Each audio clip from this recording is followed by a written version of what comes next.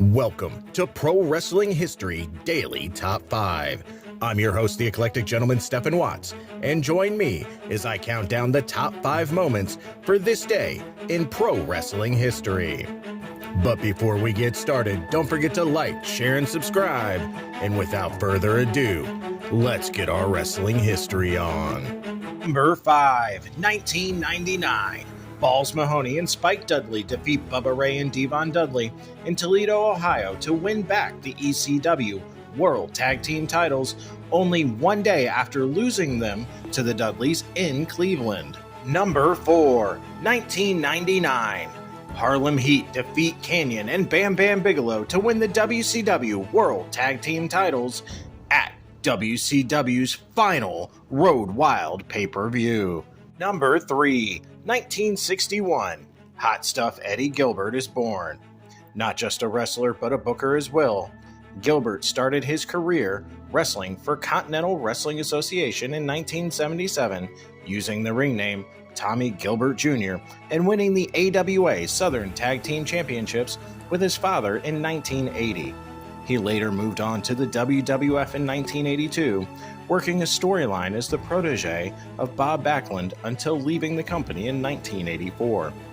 He found his greatest success in Memphis, teaming with Tommy Rich to form Fargo's Fabulous Ones and winning the AWA Southern Tag Team Championships.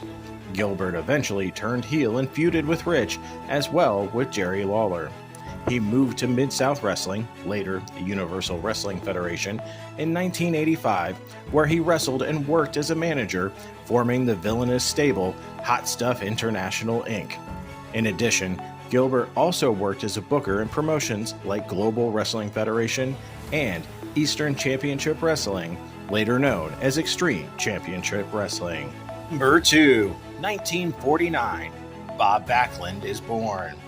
He is best known for his appearances with the WWF from 1976 to 1984 and in the 90s, where he held the WWF Championship on 2 occasions. His first reign was the second longest in history recognized by the WWE. Number 1, 1958. Beautiful Bobby Eaton is born. He is most famous for his work in tag teams, especially as one half of the Midnight Express under the management of Jim Cornette. He originally teamed with Dennis Condrey and later with Stan Lane.